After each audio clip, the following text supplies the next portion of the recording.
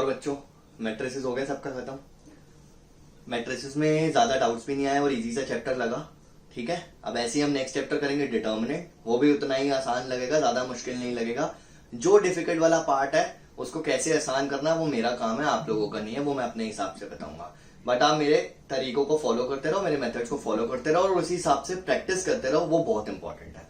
ठीक है, तो आज हम स्टार्ट करते हैं chapter number 4 which is determinant. Chapter 4 determinant. Determinant का मतलब क्या होता है? डिटर्मिनेंट का मतलब होता है value of a square matrix. बस ये याद रखना है आपने, value of a square matrix. तो सबसे छोटे से स्टार्ट करते हैं। एक मैट्रिक्स लिया 1 by 1 का, तो आपको नंबर दिख रहा है इसमें 1 है, तो यही इसकी वैल्यू है। तो हम इसको ऐसे लिखते हैं ए डिटर्मिनेंट, मॉडुलस में ए, या आप इस तरह से लिख सकते हो डेट ए, या आप इस तरह से लिख सकते हो डेल्टा। एक ही बात होती है, इसका मतलब डिटर्मिनेंट होता है। तो डिटर्मिनेंट क्या आ गया 1। अगर ये मैट्रिक्स ऐसे होता 2, ये भी 1 by 1 का है, तो इस डिटर्मिनेंट की वैल्यू होती 2। तो ये value of a square matrix. ठीक है, लेकिन अगर ये मैट्रिक्स 2 by 2 ऑर्डर का होता है, 2 by 2 का, 2 1 3 -1, ये 2 by 2 का मैंने लिया। अब इसकी वैल्यू कैसे निकालनी है? बहुत आसान है, ये मैंने आपको एलिमेंट्री रो ट्रांसफॉर्मेशन में पहले ही बता दिया था, बट वहां पर मैंने ये नहीं बोला था कि ये डिटर्मिनेंट है। दिस इंटू दिस -2, माइनस का साइन लगेगा बीच में, दिस इंटू दिस 3, तो आंसर आया -5। तो ये जो 5 आया -5, दिस इज सी डिटर्मिनेंट। तो ये डिटर्मिनेंट सी ये हो गया, मतलब ये -5 इस डिटर्मिनेंट की वैल्यू को रिप्रेजेंट कर रहा है। एक और 2 by 2 का एग्जांपल लेते हैं डी। यहां पर मैंने लिखा 3 -1 4 0, तो हमें निकालना है डिटर्मिनेंट, तो हमने डिटर्मिनेंट निकाला। दिस इंटू दिस 0, माइनस लगाया बीच में, दिस इंटू दिस -4, तो दिस इज 0 + 4, तो ये आ गया हमारा 4। तो बेसिकली किसी भी स्क्वायर मैट्रिक्स की जो वैल्यू होती है उसे हम डिटर्मिनेंट कहते हैं, तो ये ध्यान रखना। और हमारे सामने जो मैट्रिक्स है वो स्क्वायर होना बहुत जरूरी है, अगर स्क्वायर नहीं होगा तो हम उसकी वैल्यू भी नहीं निकाल सकते, क्योंकि डिटर्मिनेंट का मतलब क्या बताया मैंने, value of a square matrix. अगर यहां पर अब 3 by 3 ऑर्डर का मैट्रिक्स आता है हमारे पास, ठीक है, अगर हमारे पास कोई 3 by 3 का मैट्रिक्स आता है, जैसे मैंने एक मैट्रिक्स लिया 1 2 0 -1 3 5 7 9 0, क्लियर? तो आप किसी भी रो किसी भी कॉलम से डिटर्मिनेंट की वैल्यू निकाल सकते हो। थोड़ा ध्यान से समझना, 3 by 3 का थोड़ा सा कॉम्प्लिकेटेड हो जाता है क्योंकि बड़ा हो जाता है और इंपॉर्टेंट भी है। तो हम किसी भी रो किसी भी कॉलम से वैल्यू निकाल सकते हैं, उसे बोलते हैं एक्सपैंड करना। ठीक है, तो this is R1 row 1, this is row 2 and this is row 3, clear? तो हम रो 1 का यूज करके भी डिटर्मिनेंट निकाल सकते हैं, हम रो 2 का यूज करके भी डिटर्मिनेंट निकाल सकते हैं, हम रो 3 का यूज करके भी डिटर्मिनेंट निकाल सकते हैं। तो तीनों से आंसर सेम आएगा। सिमिलरली हम कॉलम 1 का यूज भी कर सकते हैं, कॉलम 2 का यूज भी कर सकते हैं, कॉलम 3 का यूज भी कर सकते हैं, तब भी आंसर हमेशा सेम आएगा। तो एक तरीका होता है, मैं बच्चों को बोलता हूं कि आप जब पेपर में क्वेश्चन सॉल्व कर रहे होते हो तो अपना आंसर वेरीफाई कर लो। मान लो आप रो 3 से या कॉलम 3 से सॉल्व कर रहे हो, तो आप रो 1 या रो 2 से सॉल्व करके चेक कर लो कि आंसर सेम आ रहा है या नहीं आ रहा। अगर आंसर सेम आ रहा है तो इसका मतलब कि आपने जो कैलकुलेशन करी है वो सही है। तो इस चीज का ध्यान रखना, ये वेरीफाई करने का तरीका होता है। किसी और रो से या किसी और कॉलम से एक्सपैंड करके देख लो। तो हम स्टार्ट करते हैं। पहले हम रो 1 से एक्सपैंड कर रहे हैं। रो 1 में आपको 3 एलिमेंट्स दिख रहे हैं, एक है 1, एक है 2 और एक है 0, क्लियर? तो मैंने लिखा 1 2 0। कोई डाउट? ठीक है, अब समझना ध्यान से जो बोलने वाला हूं। ये जो एलिमेंट है, याद करो जनरल फॉर्म, इसका नाम होता था A11, क्योंकि ये फर्स्ट रो फर्स्ट कॉलम का एलिमेंट है। इन दोनों का सम i + j का सम अगर इवन आ रहा है तो हमें पॉजिटिव साइन लेके चलना है, और अगर i + j का सम ऑड आ रहा है तो हमें नेगेटिव लेके चलना है। वो सिर्फ इनके लिए है, ध्यान रखना। आप जिस भी रो या कॉलम से एक्सपैंड कर रहे हो उनके साइन को ध्यान रखना बहुत जरूरी है। तो हम रो 1 से एक्सपैंड कर रहे हैं। दिस इज A11, 1 + 1 is 2, मतलब इवन है, तो ये पॉजिटिव रहेगा। तो this is positive. Clear? Order में ही चलता है। दिस इज 1 2 ऑड हो जाएगा। अगर मैं A12 लूंगा तो ये 1 + 2 ऑड हो जाएगा 3। क्लियर? तो इसके लिए आगे लग जाएगा माइनस का साइन। या तो 0 है तो कुछ करने की जरूरत नहीं है। वैसे याद रखना, ये फर्स्ट वाला पॉजिटिव था, ये नेगेटिव और ये पॉजिटिव। कैसे आया दोबारा से बता रहा हूं। ये एलिमेंट है A11। A11 I और J का सम अगर इवन है तो पॉजिटिव, I और J का सम अगर ऑड है तो नेगेटिव। तो जिस रो या कॉलम से आप एक्सपैंड करोगे, वो जो 3 नंबर लिखोगे, उनके साइन इसके अकॉर्डिंगली पहले ही बदल लेना। उसके बाद आपने क्या करना है, यहां पर 3 डिटर्मिनेंट्स बनाने हैं इस तरह से। क्लियर? इस तरह से 3 डिटर्मिनेंट, मतलब वो मॉडुलस दिखाया मैंने। अब आप देखो, ये फर्स्ट हमने 1 लिखा था, ये 1। आप इस 1 के कॉलम को और इस 1 की रो को छोड़ दो। कॉलम को और रो को छोड़ दो। ये कॉलम और रो को छोड़ दिया। आपको 4 एलिमेंट यहां पे दिख रहे हैं 3 5 9 0। तो आपने इधर लिखना है 3 5 9 0। दोबारा से बता रहा हूं, ये फर्स्ट वाला जो रो हम आपका एलिमेंट था, इसका कॉलम और इसकी रो को हटा दो, डिलीट कर दो। ये हमने डिलीट कर दिया, ये भी हटा दिया और ये भी हटा दिया। तो आपको ये 4 एलिमेंट्स दिख रहे हैं, वो आपने यहां अंदर डाल दिए। यहां -2 था, फिर से वही कॉलम और रो छोड़ दो। अब आप देखो -1 5 7 और 0। तो -1 5 7 और 0। दोबारा से बता रहा हूं एक बार, ये आपने कॉलम रो छोड़ दी और ये आपने कॉलम छोड़ दिया। ये रो और ये कॉलम, जो एलिमेंट है उसका, इस एलिमेंट की रो ये रही, इसी एलिमेंट का कॉलम ये रहा। तो -1 5 7 0 दिख रहा है, वो आपने यहां लिख लिया। 0 के लिए भी देखो, कॉलम और रो छोड़ दो। ये 4 एलिमेंट्स दिख रहे हैं आपको, ये कॉलम और ये रो, ये 4 एलिमेंट्स, कॉलम रो 4 एलिमेंट्स, -1 3 7 और 9। अब आप जैसे अभी 2 by 2 का सॉल्व करके आए थे, वैसे ही सॉल्व कर लो। 1 this into this 0 minus this into this 45। Clear? उसके बाद -2 दिस इंटू दिस, फिर से 0 माइनस दिस इंटू दिस 35। और ये तो पूरा ही 0 हो जाएगा क्योंकि 0 से मल्टीप्लाई हो रहा है। इधर से आया माइनस का 45 और इधर से आया प्लस का 70। क्लियर? तो आपके सामने आंसर बचा 25। 70 देखो, -35 इंटू -2 प्लस 70 और ये -45। तो आपके पास आंसर क्या बचा? 25। अगर आप किसी और कॉलम या रो से भी एक्सपैंड करते, तब भी आपका आंसर सेम आता। देखते हैं कैसे। मैंने सेम डिटर्मिनेंट लिखा 1 2 0 -1 3 5 7 9 0। क्लियर? अब मैं इस कॉलम से एक्सपैंड करूंगा C2 से। तो देखो, ये वाला एलिमेंट क्या था? A12 नेगेटिव था। अगर आप वो वाले साइन भी याद रखो तो रख सकते हो, पॉजिटिव नेगेटिव पॉजिटिव। आप यहां से शुरू कर रहे हो तो सिर्फ ये लिखो, नेगेटिव, उसके नीचे वाला पॉजिटिव, फिर अगला नेगेटिव। ये ऑल्टरनेट चलते हैं। क्लियर? ये नेगेटिव, फिर पॉजिटिव, फिर नेगेटिव। और अगर भूल जाओ तो ये ऑड इवन वाला कॉन्सेप्ट याद रखना। अब आप देखो 3 नंबर दिख रहे हैं, -2 +3 -9। यही किया था यहां पर भी, -2 +3 -9। अब आप देखो -2 के लिए कॉलम और रो छोड़नी है, तो ये रो छोड़ दिया और कॉलम छोड़ दिया। तो ये 4 एलिमेंट दिख रहे हैं, -1 5 7 एंड 0। फिर से देखो, इस 3 के लिए कॉलम और रो छोड़ दो। ये हमारे पास कॉलम तो हमने छोड़ ही दिया था, ये रो छोड़ दी। ये आपके पास एलिमेंट बच रहे हैं 1 0 7 0। क्लियर? -9 ये रहा, तो ये रो और ये कॉलम, ये रो और ये कॉलम, फिर से ये रो और ये कॉलम। तो आपके पास ये 1 2 3 4 एलिमेंट्स बच रहे हैं, 1 0 -1 एंड 5। नाउ सॉल्व करते हैं। This into this 0 minus this into this -35 और बाहर चल रहा है -2, तो ये 70 आ जाएगा। ये +3 this into this 0 minus this into this 0, ये तो 0 ही हो गया। माइनस का 9, क्लियर? दिस इंटू दिस 5 और दिस इंटू दिस 0, तो ये माइनस का 45। तो आंसर क्या आ रहा है? 25। तो आंसर हमेशा सेम रहेगा, इस चीज को ध्यान रखना 3 by 3 के ऑर्डर में। क्लियर? आप लोगों को ये ध्यान रखना है कि जब भी आप डिटर्मिनेंट परफॉर्म कर रहे हो तो आप अपने आंसर को वेरीफाई कर लेना। आपको ये ब्रैकेट्स बना के ऐसे प्रॉपर सॉल्व करने की जरूरत नहीं है। आपकी कैलकुलेशन जब स्ट्रांग हो जाएगी तो आप इस स्टेप को स्किप करके डायरेक्टली ऐसे कर सकते हो। तो मैं एक क्वेश्चन आपको और करके दिखाता हूं जिसमें आप डायरेक्टली कर सकते हो, ताकि आप लोगों को समझ आ जाए कि हम डायरेक्ट भी कर सकते हैं।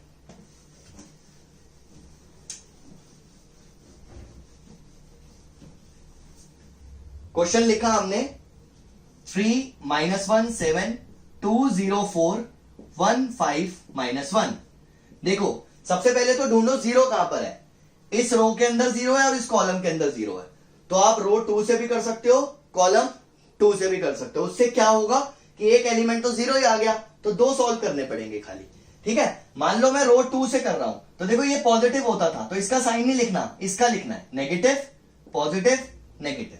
दोबारा से ये A 1 1 था 1 1 I plus J 1 plus 1 2 2 is even, even का पॉजिटिव साइन, तो ये पॉजिटिव था, हमें इसका नहीं लिखना। हम जिस रो से एक्सपैंड कर रहे हैं या जिस कॉलम से कर रहे हैं हम उसके साइन बदलेंगे। तो -2 तो ये नेगेटिव हो गया, ये पॉजिटिव ये नेगेटिव, ऑल्टरनेट चलता है, ध्यान रखना। तो हमने लिखा -2 कॉलम और रो छोड़ दी, तो आपके पास ये 4 एलिमेंट बच रहे हैं। आप डायरेक्टली कर सकते हो, this into this 1 minus this into this 35। Clear, तो ये मैंने डायरेक्टली लिख दिया। ऐसे जीरो वाला छोड़ दो, माइनस का 4 कॉलम और रो छोड़ दो, ये कॉलम और रो छोड़ दिया, तो 3 5 15 minus this into this plus 1। बस कैलकुलेशन में पॉजिटिव नेगेटिव के साइन की प्लस माइनस की गलती मत करना।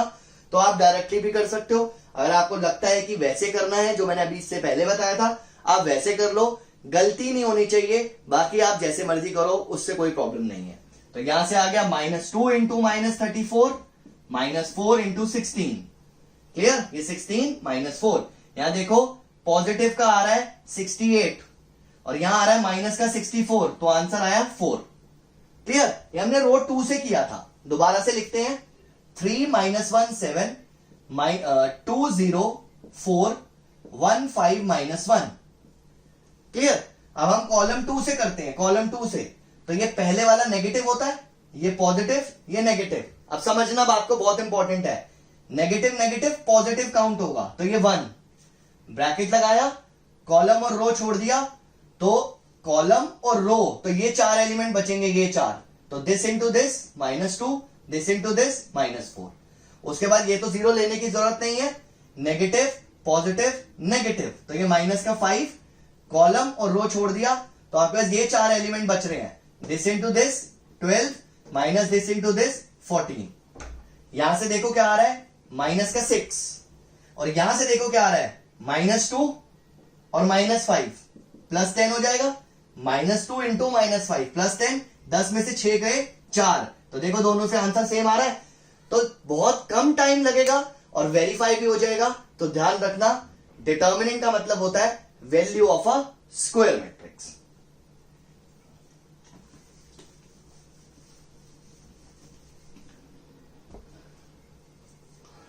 डिटर्मिनेंट के ऊपर बेस्ड ही एक प्रॉपर्टी करते हैं, देखते हैं क्या है। कि मान लो आपको एक डिटर्मिनेंट दिया हुआ है P। क्लियर, आपको बोला के ए डिटर्मिनेंट निकालो। के यहां पर कोई कांस्टेंट होगा, कांस्टेंट या स्केलर भी लिखा हुआ हो सकता है, एक ही बात है। तो के यहां पर एक कांस्टेंट होगा, आपको के ए की वैल्यू बतानी है अगर ए डिटर्मिनेंट P है तो।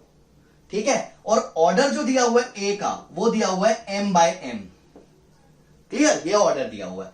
तो आप इसका फॉर्मूला देखो, K A determinant is k raise to the power m, ये m ये k into A determinant. Clear, अब ये प्रॉपर्टी का यूज करना है, ये पेपर में आते हैं क्वेश्चंस, ध्यान रखना, बहुत बहुत इंपॉर्टेंट है। मान लो आपको ए डिटर्मिनेंट दिया हुआ है 5 और आपको बोला 2a डिटर्मिनेंट बताओ इफ ऑर्डर जो है वो 3/3 है। तो देखो k ये है, m ये है, और a डिटर्मिनेंट हमें क्वेश्चन में ही गिवन है, तो हमने लिखा 2a determinant is 2 raise to the power 3 into a determinant, तो 8 इंटू 5 ये आ गया 40। ऐसे और भी प्रॉपर्टीज कराऊंगा, पहले बेसिक्स ही कराई है। अगर मान लो आपको डायरेक्टली आ जाए एक नंबर में तो बहुत आसान है, इस फॉर्मूले का यूज करो। अगर नहीं आया तो आपको इस तरह से भी आ सकता है। मान लो आपको एक क्वेश्चन दिया हुआ है A 1 2 3 4, ये एक मैट्रिक्स है। क्लियर, आपको बोला 2a निकालो, तो कुछ नहीं है, आपने क्या किया 2a निकाला सबसे पहले, दिस इज 2a डिटर्मिनेंट, तो आप पहले 2a निकाल लो। तो 2 से पूरे मैट्रिक्स को मल्टीप्लाई कर दो, स्केलर मल्टीप्लीकेशन हमने मैट्रिसेस में करी हुई है। तो दिस इज 2 4 6 8, ये आ गया आपके पास 2a। तो अब आप क्या करोगे, 2a के डिटर्मिनेंट की वैल्यू निकाल लोगे, this into this 16 minus this into this 24 minus 8। अब आप देखो, अगर मैं चाहूं तो मैं इसको वेरीफाई भी कर सकता हूं कि ये इसके इक्वल होता है इस वाली प्रॉपर्टी के। देखो अभी हमने यहां पे 2a डिटर्मिनेंट निकाला, मतलब लेफ्ट हैंड साइड निकाली। अब हम ये देखते हैं 2 रेज टू द पावर 2, क्योंकि इसका ऑर्डर 2/2 है। 2 रेज टू द पावर 2, हमें 2a निकालना था, तो 2 हमारा k है और ऑर्डर हमारा ये है। तो 2 raise to the power 2 into a determinant. a determinant यहां से निकाल लो, this into this 4 minus this into this 6, तो ये -2। तो दिस इज 4 इंटू -2 क्या आया, -8। सेम आ रहा है, तो ध्यान रखना। आप इस तरह से वेरीफाई भी कर सकते हो। आपको वेरीफाई करने के लिए भी सेम क्वेश्चन दे सकते हैं। आपको बोलेंगे a ये दिया हुआ है, वेरीफाई करो 2a determinant is equal to 4a determinant. वही तो हुआ, 2 की पावर 2 4a डिटर्मिनेंट। आपको बोला 3a डिटर्मिनेंट निकालो, इसी क्वेश्चन के अंदर प्रूफ करो, वेरीफाई करो 3a डिटर्मिनेंट किसके इक्वल है, 9 इंटू a डिटर्मिनेंट। 9 कैसे आया, k हमारा यहां पर ये था 3 और ऑर्डर क्या है 2/2, तो 3 की पावर 2 क्या होगा 9, तो 9 इंटू a डिटर्मिनेंट। तो इस तरह से आप 3a डिटर्मिनेंट को भी वेरीफाई कर सकते हो। तो आपके सामने इस प्रॉपर्टी के ऊपर बेस दो तरह से क्वेश्चन आ सकता है, या तो आपको डायरेक्टली दिया होगा वैल्यू और ये निकालने के लिए बोलेगा, या आपको मैट्रिक्स दिया होगा और वेरीफाई करने के लिए भी हो सकता है बोले, या डायरेक्टली निकालने के लिए भी हो सकता है बोले। क्लियर?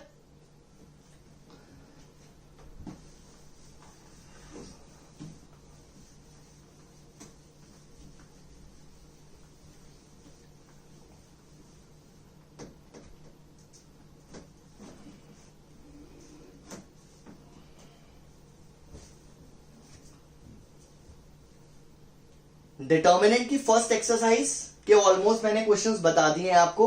एक छोटी सी चीज और रहती है, आपको इक्वालिटी बेस्ड क्वेश्चंस भी आ सकते हैं।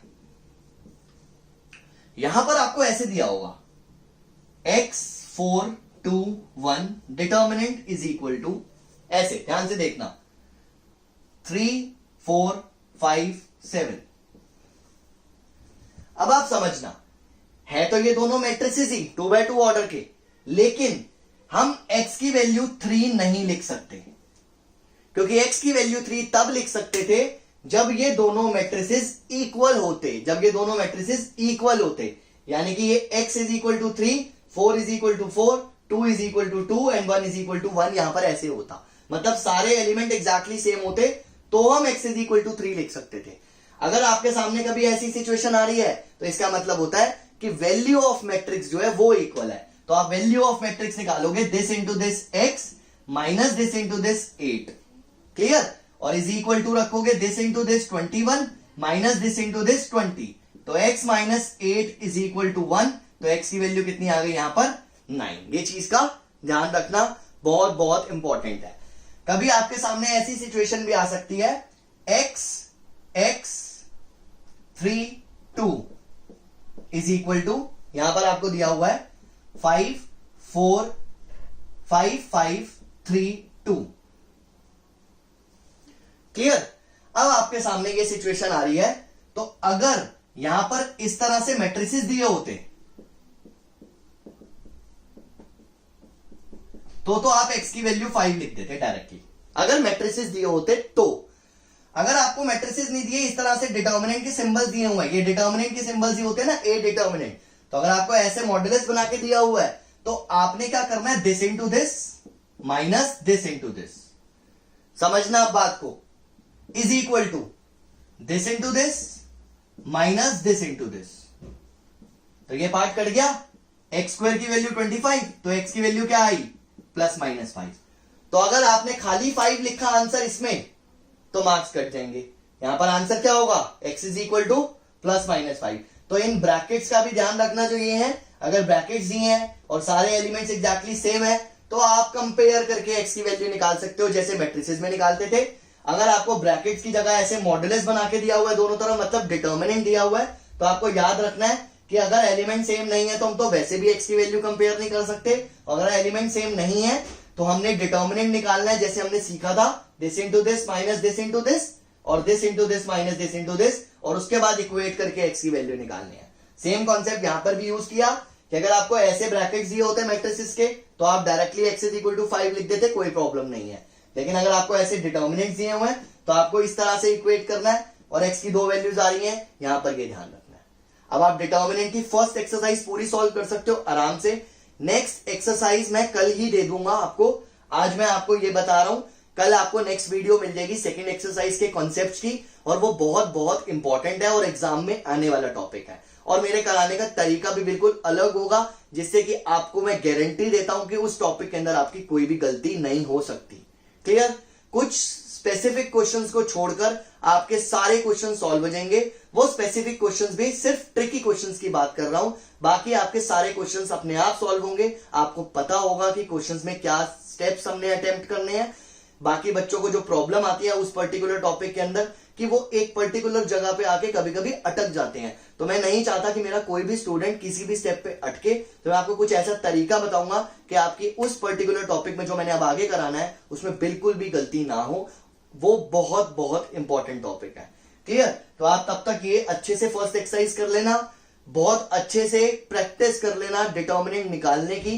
क्वेश्चन नंबर 5 है 4.1 एक्सरसाइज में, जिसमें 3-4 पार्ट दिए हुए हैं। आप अलग अलग रोज से निकाल के प्रैक्टिस करो। मान लो क्वेश्चन नंबर 5 का फर्स्ट पार्ट है तो आप इसको रो 1 से भी करो, रो 2 से भी करो, कॉलम 1 से भी करो, कॉलम 3 से भी करो, 3-4 बार निकाल के देखो आंसर सेम आ रहा है, और देखना आप लोगों की गलतियां होंगी, और मैं नहीं चाहता कि एग्जाम में वो गलतियां हो, इसलिए यहां पर प्रैक्टिस कर लेना।